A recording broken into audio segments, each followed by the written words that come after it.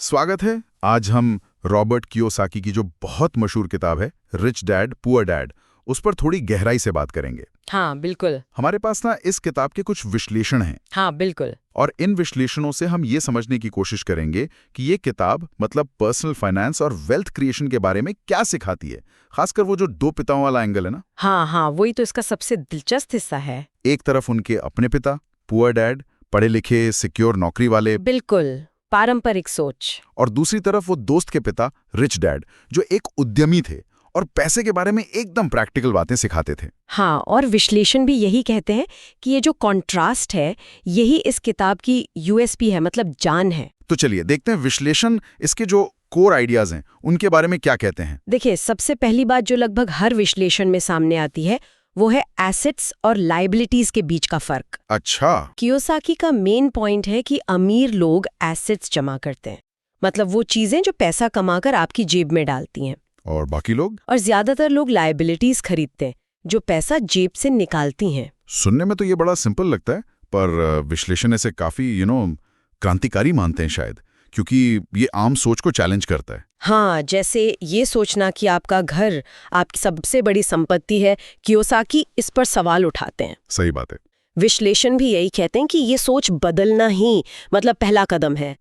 और दूसरी अहम बात निकल कर आती वित्तीय साक्षरता, फाइनेंशियल लिटरेसी। हाँ, जो स्कूलों में नहीं मिलती अक्सर। बिल्कुल।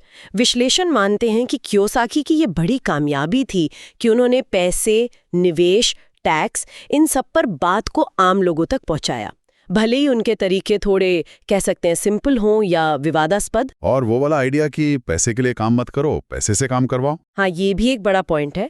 विश्लेषण कहते हैं कि ये सीधी चुनौती है उस नौकरी वाली मानसिकता को। अच्छा।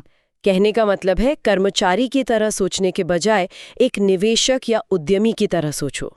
मतलब ऐसा सिस्टम बनाओ जहां पैसा खुद और पैसा कमाए। एकदम, जिसे पैसिव इनकम कहते हैं, जैसे किराए की प्रॉपर्टी हो या स्टॉक से डिविडेंड आए या कोई बिजनेस जो खुद चले। विश्लेषण मानते हैं कि रिच डैड के फलसफे का यही असली लक्ष्य है, फाइनेंशियल फ्रीडम, वित्तीय स्वतंत्रता। तभी ये किताब इतनी पॉपुलर हुई। विश्लेषण तो कहते हैं कि इसकी भाषा बहुत सरल है, कहानियां अच्छी हैं। हाँ, वो तो है ही, सरलता और कहानियां तो है, पर विश्लेषण ये भी पॉइंट आउट करते हैं कि इसने शायद उस समय की एक बेचैनी को आवाज दी। किस तरह की बेचैनी? कि क्या बस अच्छी नौकरी और कड़ी मेहनत ही अमीर बनने का रास्ता है?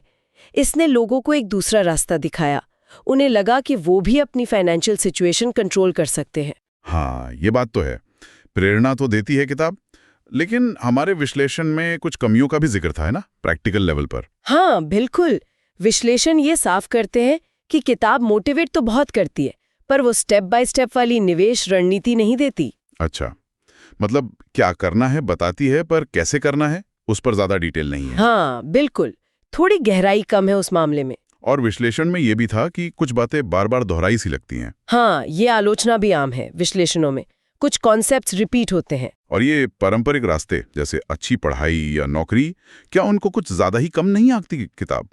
ये भी एक पॉइंट है जो विश्लेषण उठाते हैं।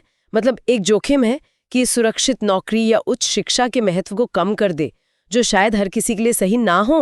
विश्लेषण इसे थोड़ा एक तरफा नजरिया मानते हैं। तो ठीक है, इन सब विश्लेषणों को अगर हम देखें तो निचोड़ क्या निकलता है? किसके लिए है ये किताब असल में? देखिए, विश्लेषणों का सार यही है कि rich dad poor dad personal finance की दुनिया में पहला कदम रखने के लिए और वो वेल्थ बनाने वाली मानसिकता अपनाने के लिए एक बहुत अच्छा शुरुआती पॉइंट है। मतलब सोच बदलने के लिए अच्छी है, खासकर नए लोगों के लिए। हाँ बिल्कुल, स्टूडेंट्स, यंग प्रोफेशनल्स या जो भी फाइनेंशियल लिटरेसी में नए हैं उनके लिए काफी फायदेमंद हो सकती है। लेकिन ये पूरी गाइड नहीं है। नहीं, बिल्कुल नहीं। विश्लेषण साफ कहते हैं कि अगर कोई डिटेल्ड फाइनेंशियल प्लानिंग या एडवांस्ड निवेश की तकनीकें ढूंढ रहा है तो उन्हें और आगे देखना होगा। मतलब इसे दूसरी चीजों के साथ इस्तेमाल करना चाहिए। हाँ, इसे दूसरी जानकारी और असल दुनिया के अनुभव के साथ सप्लीमेंट करना बहुत जरूरी है। तो संक्षेप में कहें, विश्लेषणों से जो मुख्य बातें निकली, एसेट और लायबिलिटी का फर्क समझो। हाँ, फाइनेंशियल लिटरेसी बढ़ाओ, पैसे को अपने लिए काम पर लगाओ, और पैसिव इनकम पर फोकस करो। ठीक है, एकदम सही। और विश्लेषण ये भी मानते हैं कि भले ही इसमें सारे जवाब ना हो, पर ये लोगों को अपनी आर्थिक जिम्मेदारी लेने के लिए मोटिवेट करने में तो बहुत सफल रही है। और जाते जाते एक सवाल हम छोड़ सकते हैं सोचने के लिए। हाँ, कि क्या वाकई वित्तीय स्वतंत्रता जो है वो पारंपरिक रास्तों से हटकर सिर्फ एसेट्स बनाने और पैसे से पैसा कमाने से ही मिलती है, जैसा रिच डैड का मानना था। इस पे सोचा जा सकता है।